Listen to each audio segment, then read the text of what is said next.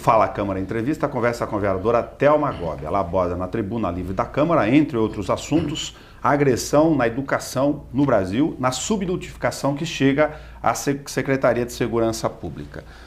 Tem um dado que é fora de qualquer critério, porque muitas das notificações não chegam, é sabido, às autoridades do ponto de vista de estatística, que a cada 2 dias o professor está agredido. Isso chamou a atenção da senhora, mas já era um tema que, inclusive, infelizmente, na nossa cidade, era recorrente a ocorrência dos casos que eram noticiados, vereador. Na verdade, assim, nós vemos uma total falta de respeito, uma inversão de valores na nossa sociedade. Hoje, você falar que o indivíduo é correto, parece que ele tem uma qualidade diferente de todo mundo. Que o sujeito é honesto, que ele tem uma qualidade que você tem que exaltar. Quando isso deveria simplesmente ser inato, inerente à natureza do ser humano.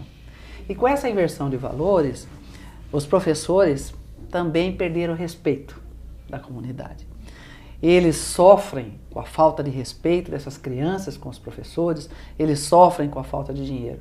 E é um dado alarmante. Um professor a cada 2 dias, e como você bem disse, subnotificado, que muitos deixam de notificar, tentando não causar um problema para essa criança, e muitas vezes não causar um problema para o próprio professor e para a sua família, com questões de perseguição, de agressão a familiares, de carros riscados. Então, enquanto a sociedade brasileira não entender o valor do professor, não entender que você tem que ter liberdade com o regramento. A minha liberdade, Nelson, ela termina onde começa a sua. Eu não posso ultrapassar esse limite. Esse é o limite da boa convivência. E nós não vemos isso. Nós vemos a questão dos celulares. O professor tira um celular de um aluno, é agredido. Ou ele vai na aula, ou ele vai brincar de celular. Quer brincar de celular, vai lá para fora. Né? É um negócio assustador. Na minha época, como eu já tenho idade, vou fazer 59 anos, era diferente. Era diferente. O professor entrava, você levantava, você o reverenciava, você tinha uma admiração pelo seu professor. Hoje a gente não vê isso dos alunos. Eu não estou falando de todos, mas existe uma grande maioria que realmente desqualificam. E são pessoas que dão o sangue para tentar formar cidadãos. Como é que a senhora vê as duas facetas dessa discussão? Uma do ponto de vista, lógico, não transferir tudo para a escola, senão a família fica fora do eixo e boa parte, infelizmente, dessas demandas são por distorções de toda a natureza dentro dos lares. Mas, de outra parte, se no caso nosso, nós temos a responsabilidade na mão do município, sobretudo na educação infantil e fundamental, se essas relações de etiqueta, civismo, comportamento estão participando do nosso programa pedagógico. Olha, eu tenho algumas opiniões formadas, às vezes as pessoas não gostam. Eu acho que algumas coisas nós fazemos dentro de casa. A escola reforça. Hoje nós temos aí uma inversão, às vezes, da grade curricular, que nós não temos tempo para ensinar matemática, português, física, literatura, história, geografia. Né? Agora, você tem que ter o reforço, sim, mas educação, você respeitar as pessoas, você não gritar com os mais velhos, você realmente entender que sala de aula é um lugar de silêncio, isso tem que ser reforçado, não pode ser transferido para a escola. Então, a Thelma diz que a escola não tem que fazer, não, a escola tem que reforçar. Agora, ela tem que ter tempo para ensinar as atividades curriculares. Senão fica injusto até 2 vezes para o professor que é vítima, é obrigado a ensinar, reforçar e resolver o problema que veio dentro de casa. E tem a questão dos costumes. Tem a questão dos costumes, respeito, tudo isso você passa. Mas como é que a professora vai passar? Às vezes os costumes daquela família são um pouco diferentes. Você passa o respeito, você passa a ética, você passa questões morais, você pode passar um civismo, mas isso, com a pequena carga horária que você vai ter para isso, você não vai formar. O cidadão, ele tem que ser moldado primariamente dentro de casa. E o professor é como um diamante, eu acho lindo. Ele é um especialista, ele acaba de lapidar. Mas ele não pode pedra bruta, ele já tem que ter tido uma lapidação dentro de casa. Falando sobre relações humanas, ambientes coletivos e repercussões, a vereadora também comenta sobre uma fala objetiva, é verdade, política do ex-presidente Luiz Inácio Lula da Silva, fazendo a apreensão à classe médica. É verdade que, em relação ao depoimento do Antônio Palocci, ex-amigo e fiel escudeiro dele, que agora estão em posições, pelo menos organicamente nesse momento, opostas. Não caiu bem a fala do ex-presidente, vereador? Eu acho que não cai bem para qualquer categoria. Dizer que o Palocci, porque é médico, é frio e calculista e é dissimulado, não é bem assim. Essas não são qualidades dos médicos. E isso são defeitos das pessoas. Se nós formos levar a pé da letra o que é ser frio e calculista, o médico tem que ser equilibrado. E que tem que ter a frieza para ter um certo equilíbrio, que é para poder, quando vai trabalhar, não chorar quando ele chega num pronto-socorro e você não tem nem gaze. Quando ele chega num pronto-socorro e ele senta numa cadeira para prestar atendimento e tem 200 pessoas lá fora. As pessoas já estão desesperadas, já estão agoniadas, aí começam as agressões. Você está culpando a pessoa lá de fora? Não. Eu estou culpando um sistema que nunca investiu de fato em saúde. Nunca investiu de fato em saúde. Há quantos anos não se ajusta a tabela do SUS? Saúde é palanque. A gente vê como palanque, de fato não tem investimento. E ele tem que ser calculista mesmo, porque ganhando o que ganhava do SUS há 20 anos atrás, sem nenhum reajuste, ele tem que calcular o que ele vai poder fazer na casa dele. Não tem mais médico marajá do jeito que o pessoal pensa. Não tem. Não é assim. Os médicos enriqueceram muito há 50 anos atrás, há 60 anos atrás. Já a minha geração, a maioria, é uma geração de serviço público e de convênios. Tudo certinho, tudo pago, tudo direitinho. Não tem problema com a Receita Federal, não tem mais essas coisas. E a Receita Federal está sempre de olho em profissional liberal, não tem mais. É tudo extremamente declarado. E não é essa a fortuna. Então você tem que entender o seguinte, que não só os médicos, como toda a classe da saúde, eles são guerreiros, são heróis, são batalhadores como os professores.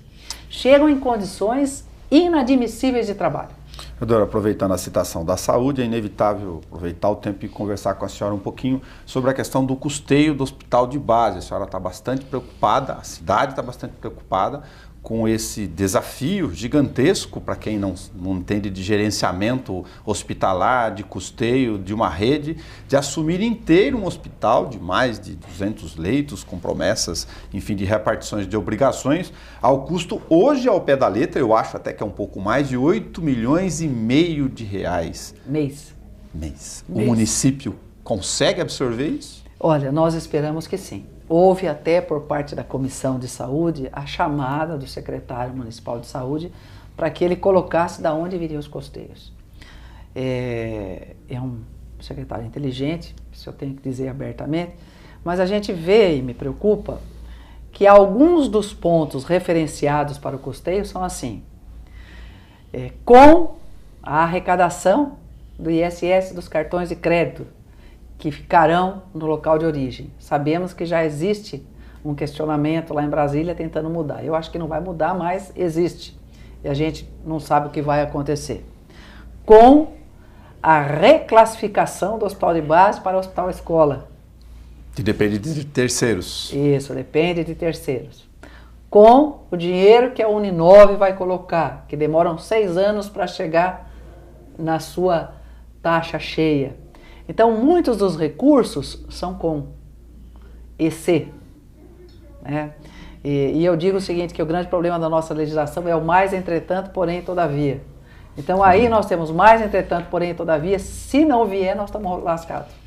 E se o Estado, na nova engenharia dele com o Hospital das Clínicas, mais um C, também manter será uma que boa fatia do repasse atual? Isso. Será que vai conseguir bancar esses hospitais? Nós observamos assim, se você prestar atenção, universidades não têm praticamente mais hospitais e escolas.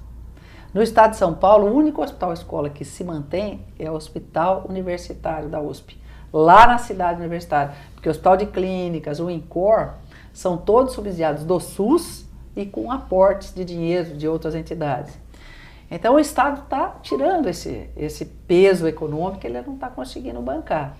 Né? E com a Constituição que a saúde é um direito universal e ela é dada na sua totalidade, ela tem um custo elevado.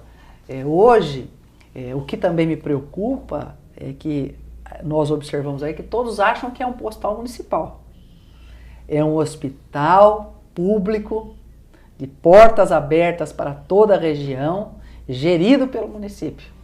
Então me preocupa também quando a população chegar lá e achar que todas as vagas serão de Bauru. Não é bem assim. Nem tem como ser pelo sistema atual. Isso, exatamente. Então me preocupa, mas eu já disse até em gestões anteriores, quando eu disse que eu achava que a fundação não era a solução de tudo, que ela deveria ser local e não regional, que a fundação não deveria ter o aspecto de ensino incutido nela, mas que eu torcia para que dê certo. E eu torço muito para que dê certo.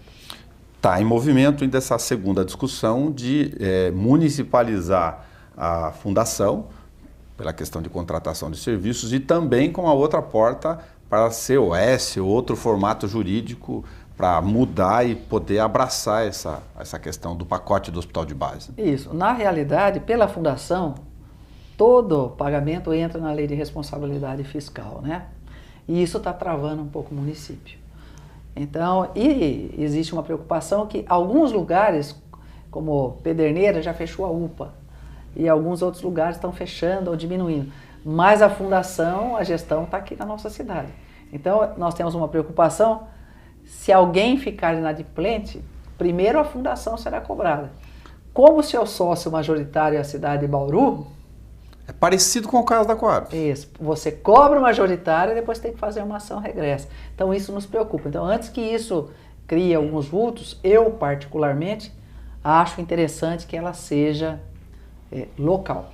Aproveitar um outro subtema da saúde igualmente importante, numa audiência pública, um comentário da vereadora, mas sei que ela acompanha isso de perto até por ser gestora do sistema hospitalar, ter experiência com isso lá atrás, em função da crise, a gente consegue dimensionar, no nosso caso aqui de Bauru, que tem cooperativa, enfim, com um plano de atendimento privado de saúde em larga escala, quanto migrou e sobrecarregou o sistema público? Então, as pessoas falam muito de sobrecarregar. Eu quero dizer assim, que a Unimed Bauru tem 163 mil vidas. São dados recentes. 163 mil vidas dá o quê? 37% da população de Bauru. Sim, menos de 40%. Nós temos ainda o São Lucas, né? Sim. Que você coloca, vamos dizer que tenha pouco, que some 40%. Então, veja, essas saúdes suplementares, elas ajudam. Bauru recebe para atender 100% da sua população, mas tem aí um atendimento de 60%. Mas um ou outro que tem plano usa o recurso público. Jesus! Alguém tirou dele a fração do imposto da saúde? Não tirou. Como reclamam que ele usa? Então é isso que eu acho interessante. O raciocínio está invertido de novo dentro da lógica. Na verdade, ele tem uma bitributação. O cidadão também pagou. Pagou e de repente não quer que use. De repente, se ele usar, ele tiver um plano de saúde, eles querem que faça uma coisa que chama ressarcimento ao SUS, por uma tabela que chama TUNEP. Ela é 9 vezes o valor do SUS. Sim. Então, o SUS paga 9/8, mas quer receber o integral. Isso para mim é roubo, é apropriação indébita. Eu já falei isso para várias pessoas. Então, o que eu acho é o seguinte, o sistema de saúde no Brasil ele tem que ser revisto como um todo. É duro eu falar isso, porque vai dizer de novo que médico é frio e calculista. Não dá para prometer que vai dar tudo. Mas, gente, eu queria dar tudo para o meu filho, tudo. E eu não consigo dar. Então, a saúde também tem as suas limitações. Quando você compara com a saúde inglesa, com a saúde francesa, não pense que é ilimitada. É extremamente limitada. Ela tem um patamar dali para frente, meu amigo. A gente teve a oportunidade de conversar com a vereadora também como médica para aprender um pouquinho mais sobre a escala de exames, essa coisa do dia a dia, do comportamento, de como a gente tem na cultura nossa a ideia de fazer exame para tudo, não respeitando as conexões do médico, a relação da anamnese, que eu acho a palavra bonita que vocês chamam no dia a dia. E isso tem um impacto muito alto sobre o custeio do nosso sistema. Tem.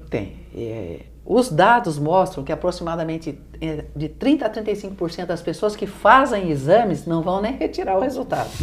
Veja a importância que tem esse exame. Agora, quanto custa isso? Esse é dinheiro jogado fora.